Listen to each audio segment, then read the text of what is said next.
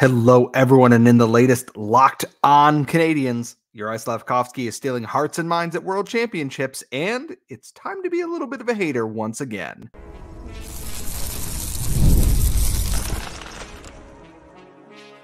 You're Locked On Canadiens, your daily podcast on the Montreal Canadiens, part of the Locked On Podcast Network, your team every day. Hello, everyone, and welcome to the latest episode of Locked On Canadiens, your daily Montreal Canadiens podcast, part of the Locked On Podcast Network, where you get your team every single day of the week, wherever you get your daily podcasts, Google, Apple, Spotify, or if you are watching on youtube.com in video form as well. Thank you, as always, for making us your first listen of the day. We post first thing in the morning for your commute to work, your morning coffee, whatever it may be. Nice half an hour segment with us here at Locked On Canadiens. And it is not an us today, unfortunately. My co-host is off and I am back from vacation. And you may be wondering, who the hell is this guy? I am Scott Matla. I am one of the two hosts here on Locked On Canadiens. And we've got a really, really fun show kind of lined up for you today that I've been thinking about. I want to talk about Juraj Slafkovsky because he is just stealing the hearts and minds at Worlds right now. He's having a fantastic time. International Slafkovsky hits different. I want to talk a little bit about Kent Hughes's post-draft lottery statements because I was on vacation during the draft lottery and some of the other things with that. And quite frankly, I just want to check in on the playoffs and be a little bit of a hater to end the show in a fun way here. And let's just jump right into things here. World Championships are going on, and Canadiens fans, we sometimes pay attention, sometimes kind of don't a little bit to all of what's going on in this because it's not the most important, I guess. I feel weird saying that the most important tournament in the eyes. Obviously, a lot of folks pay attention to the World Juniors tournament and then obviously the Olympics when those do come around here. But this year with the Olympics looming and NHL participation allowed again, all eyes are on World Championships this year because everybody has seemingly brought their A game. No more is, and I mean across the board in terms of just depth and quality of the players here. This isn't, there's some AHL guys. There are a few, which is fair. That's how this sometimes works, but teams are bringing their A game for this because players who have been eliminated from the playoffs, didn't make the playoffs in the first place, are using this as a ramp up to get ready and to showcase themselves for their national teams before the Olympic selection process begins in full swing. One of the names I don't think I'm worried about making the Slovakian team at this point is Juraj Slafkovsky, who is having the absolute time of his life playing for Slovakia. And now going back 2 years, I kind of regret that the Canadiens didn't let him go to World Juniors. It might have actually been pretty good for him to do so in a year where he kind of struggled to get his feet underneath him his rookie season. But boy, oh boy, he has gotten to, they're in the Czech Republic. He is having the time of his life on the ice and in the penalty box, which, you know, maybe not the best thing in the world, but he is just, when I say thriving, I don't think anybody's having more fun in this tournament right now than Juraj Slafkovsky.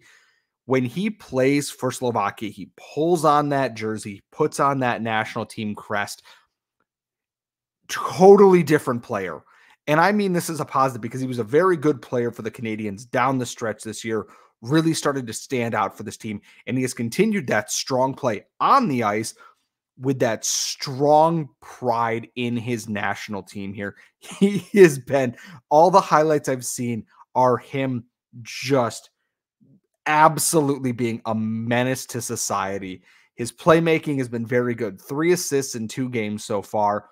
A 6-4 loss to Germany, which, guess what? Germany is an up-and-coming one of those nations, a lot like Slovakia, that they're a sneaky team. They're not an easy out like they used to be in the past for this team.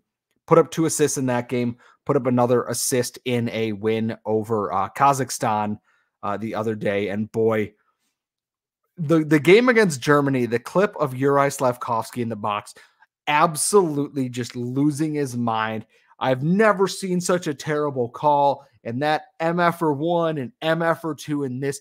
This is a kid who is he has a swagger about him, like a kind of cockiness to him that he kind of kept, between the lines in Montreal there, that if he's, on the road, he's right at that speed limit there. He's doing it.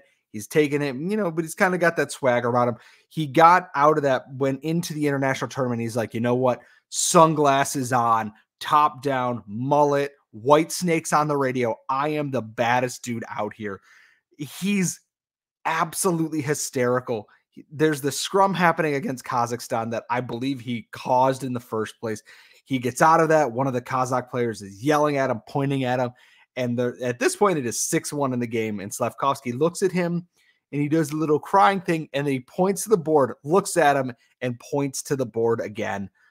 This kid, and I say kid, I know that he's, 20 something, he's 20 years old now, but just the absolute swagger and confidence in him. He is everything that I hoped he would be, that he came in with the confidence in himself that I can make this team better. I can play with Nick Suzuki. I can play with Cole Caulfield. I can do whatever you want me to do. And he has come out and he's backed that up so far. I love watching him play because his play on the ice is fantastic. And then he's got such a personality off of it that I cannot wait to see in full blossom on this Canadiens team next year. I want this team to be a team full of haters next year. Everyone in front of them, I want them to hate the way that the other team skates, the way they look, the way they talk. I want them to go full Kendrick Lamar on everybody. Just absolutely lead the charge on that. Let them know you're not afraid of them. You will bury them 6 feet in the ground if they get near you. And I am just loving this Slafkovsky renaissance that is going on right now. I am giddy talking about it. I am trying to find where I can buy a Slafkovsky Slovakia jersey right now. I don't need another hockey jersey, but I want it. He's won me over in such a big way this year. Not that I was writing him off, but just his growth is incredible. And I would be remiss if I didn't talk about some of the other names that the Canadiens have in this tournament.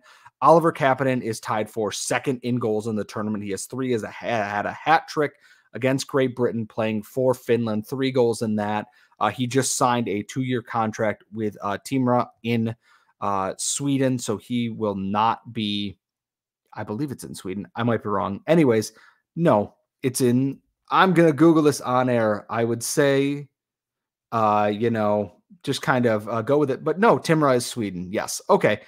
Anyways, besides the point, it's good to see him continuing that strong playoff that he had in Finland there over into where he is at right now. Cole Caulfield, pair of assists, kind of a quiet first game against Sweden. The entire U.S. as a whole did not look very good in that game. They have a good test. Slovakia is up next for them. And boy, oh boy, I cannot wait to see what becomes of that, because I think that Slovakia is a team that is on the rise, in the U.S. in these tournaments especially get caught napping sometimes. Caden Gooley, pair of assists in 2 games. And I believe Vincenz Roars added another assist today. He's up to 2 assists in 2 games as well. I'm really happy kind of with what I'm seeing from the younger players in this.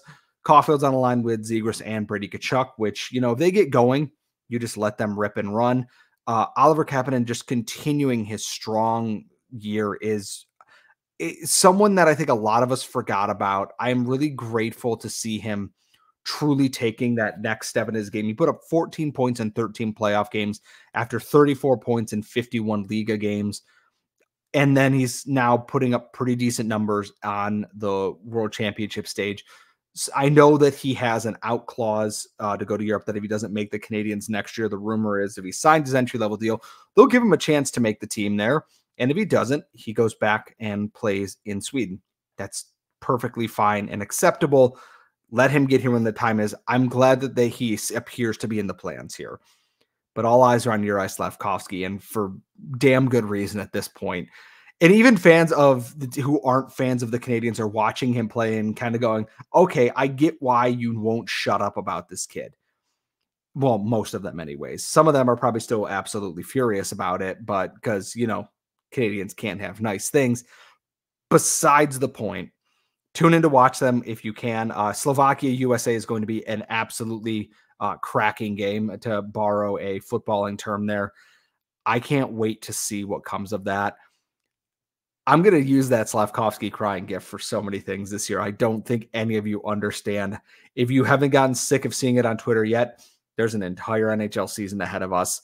Up next, though, I did miss the draft lottery, which my apologies, I was on vacation. Kent Hughes spoke after that. I kind of want to dig into his words, some of my thoughts on who I am interested in, and if his words are at face value, and all that's going to be coming up next. But first, today's show is brought to you by your friends at Policy Genius. It is very hard to find and talk about life insurance these days. It is not an easy subject to talk about, and it is even scarier to kind of think about the future there. But Policy Genius has you covered, because with Policy Genius, you can find life insurance policies that start at just $292 per year for $1 million coverage. Some options offer same-day approval and avoid unnecessary medical exams.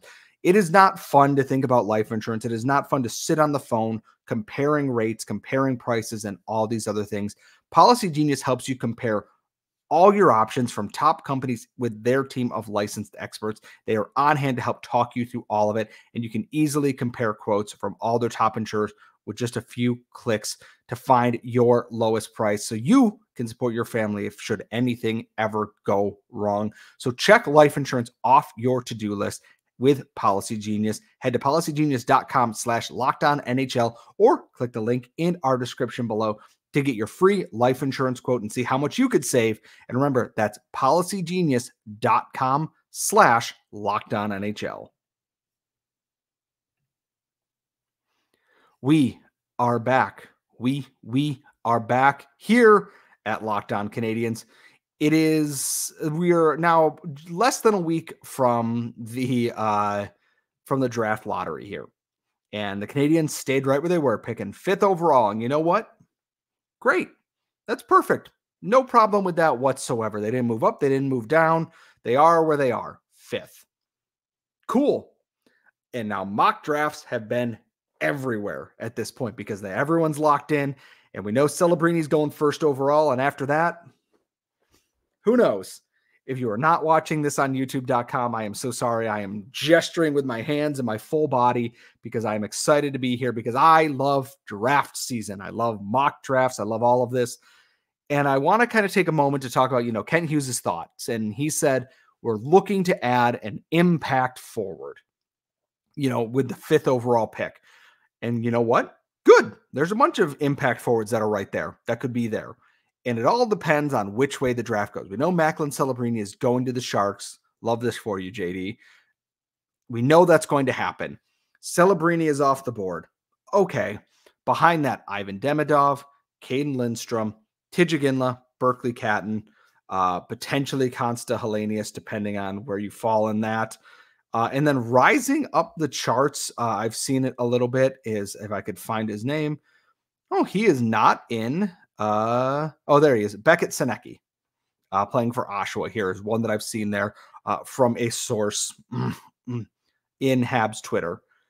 And if we're taking Kent Hughes at face value, if Ivan Demidov is there and Kent Hughes is not a liar, they are going to take Ivan Demidov then. You are taking an impact forward. You are looking for an impact forward, and I think Ivan Demidov fits that. Assuming maybe he goes 2nd to Chicago, or Chicago picks a defenseman, whether that be Lev Shunov or Anton Silyev. If they pick them, okay, you have a forward there. The Ducks probably don't need another forward prospect, assuming they go defense and they pick one of Lev Shunov or Silyev, whoever isn't picked by Chicago, or if they pick Zane Pareka. I saw a mock draft that had them taking Consta Helenius, which I went, that is such a Ducks pick. They probably don't need him. It's probably a little bit of a reach. I think Helenius is a good player, not one that I would take 3rd overall. And then it's all cloudy. Talking with our friends at Locked On Blue Jackets, they love Caden Lindstrom. I love Caden Lindstrom. We are fighting about this now. But if they take Caden Lindstrom and Demidov is off the board, assuming somewhere in there, or if he's not, my grouping here of what I would call an impact forward at that spot. You have Demidov, you have Lindstrom, you have Iginla, and you have Berkeley Catton. For whatever reason, Berkeley Catton is just the one that doesn't seem to set off fireworks in Habs Twitter currently. I think that he's a very good player, but we've seen that they like Lindstrom. We've seen that they've talked about Demidov. Tijagila is just a name that keeps popping up here. And the more that I talk to some of our friends in the scouting community, who I will not name, we will have them on this show, and we will talk about it with them themselves. I'm becoming more and more sold that I would like Tijagila at 5th overall. I cannot shake that they're going to take Cole Yzerman at 5th overall, or if that theory about Beckett Senecki is actually true, which big right winger. He's 6'2". He's grown into that, but he had 55 points in 61 games last year, and then has put up 68 and 63 this year. So the growth in points was only 13 points in 2 more games. That's still a lot of points. 22 points in 16 playoff games. Oshawa currently is getting manhandled by the London Knights, which is tough. But if that's in there, I want to see maybe a little more flash in the pan. That doesn't strike me as impact. That strikes me a little bit more of playing it a safer there, that maybe they don't like Berkeley Catton. That's fine. There's other names in there. And then something in my brain clicked. Kent Hughes isn't one to usually show his hand on things. He leaks out what he wants out there to kind of maybe shift markets. This is a former player agent. He knows how to manipulate the game, so to speak. And my thought is, what if he wants a defender? Or what if he wants to trade down from 5th? And because I believe it was one of the mock drafts had the Canadiens trading down to 9th overall, Calgary up to 5th. Calgary selecting a defenseman in that realm there. And the Canadiens getting Tijagila at 9th overall, which trading down for Calgary's pick and then with Calgary's pick drafting it again is hilarious to me. If that's the case and they're trading down, it's the perfect opportunity for the Canadiens to be like, you are taking one of these contracts. You want to move up into the top 5? You are taking an Anderson. You are taking an Armia. You are doing something to get this contract off of my books. And God forbid, God bless if they can manage to say, we'll retain some of Josh Anderson's contract a little bit, but you were taking the rest of that and that player and our 5th overall pick, and we will move down to 9th. I think that would be a win, that if you can shed one of those contracts, move down, and still get a Ginla, Catton, Yzerman, maybe you pick Senecki, maybe it's Liam Greentree, you're doing great, I think, in that regard. You've done 2 positive things in there. And my other thought is, and that is now hitting the back of my head, is what if they just pick a defenseman? Because there's a lot of them in this draft, and we've talked about it ad nauseum already, is that they should have picked the forward last year and picked the defenseman this year, but that doesn't matter because I do like David Reinbacher. But regardless of that fact, defensemen are going to slide in this, and the Canadiens in the top 5 have the opportunity to pick Levshunov, a Pareka, Sam Dickinson, Vasiliev, Ziv, William. They're all right there. Carter Yakemchuk has also risen up the ranks a little bit here. There are options there for that. And I wouldn't put it past Ken Hughes to look at the board and go, if let's say Ginla is gone, let's say that Demidov is gone, Yzerman's a little bit of a reach maybe for him. And he goes, the best player available right now is, let's say it's Ziv Buyam. And then he goes, okay, best player available. And then you're taking a forward at whatever the Jets pick is worth at this point. And maybe that's someone like Teddy Stiga, Michael Haig, maybe Senecki falls down there to the Canadiens, and that just kind of works out that way. I think that that's what they'll do. It won't be popular at the moment. I want to be very clear. I don't think Canadiens fans will be happy if they pick a defenseman at 5th overall, if there are other forwards on the board that were there, again, like Hatton, etc. But if some of those forwards are gone, like there's a run on forwards, like Celebrini goes first and no one goes defense after that, I think that there's a good chance the Canadiens are going to pick a defenseman. And Kent Hughes is kind of going, what if I hide behind, my hands here, and might trade down in there and still get a forward then and get rid of some of those assets. Kent Hughes likes to manipulate. He is a former player agent. He works the markets on this. I'm excited because the options aren't limitless, but there's a lot of ways to get to the point that I think fans would be happy. If that means trading down and you're shedding one of those contracts so another team can move into the top 5, perfect, done. I'm happy with that. I think there are plenty of good forwards that you can pick if you're moving down and staying, mind you, inside the top 10. Trading out of the top 10 as a whole, not as big on unless you were getting plenty more in return besides shedding a contract. But I think that Kent Hughes has something up his sleeve. I think it's going to be sneaky. I cannot wait for the draft combine. It is one of my favorite days of the year because it's a bunch of very tired children saying exactly what is on their mind in most cases, except for those who have been media trained. So I'm not expecting a lot out of Macklin Celebrini, to be quite honest with you. I'm excited. What is your wish list? Give me your top 3. What is your ranking of the forwards you want the Canadiens to pick? Drop them in the comments or tweet us at @LO_Canadiens, LockedOnCanadiens@gmail.com. We have one segment left, folks, and strap on the hater helmets because we're going to dive into what's going on in the NHL playoffs, and that's all coming up next.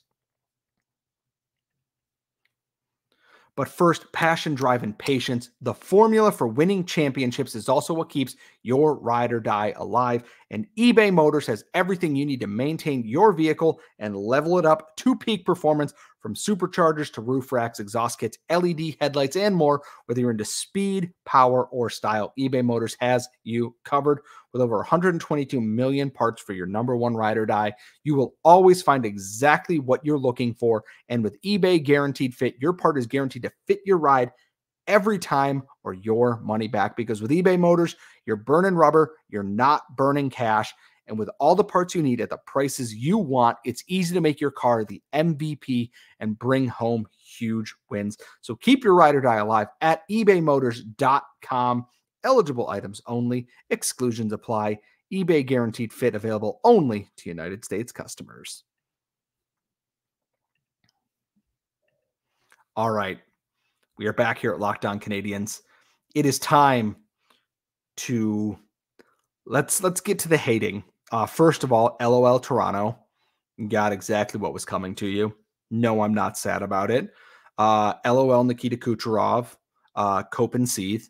LOL. LOL Winnipeg Jets. Get an airport. And outside of that, I don't have much in that first round to hate on. Let's move into round 2 here. I am very excited about this because as someone who has no stake in any of these games, I could care less if I could not care less. Please, grammar police, don't come for me. If all of these teams tore each other to shreds, triple overtime, everybody's injured. You're playing your AHL 4th string goalie. No, not you, Vancouver. You're already doing that. And just bleed each other out. Florida versus Boston is great because if Florida loses, perfect. Love it.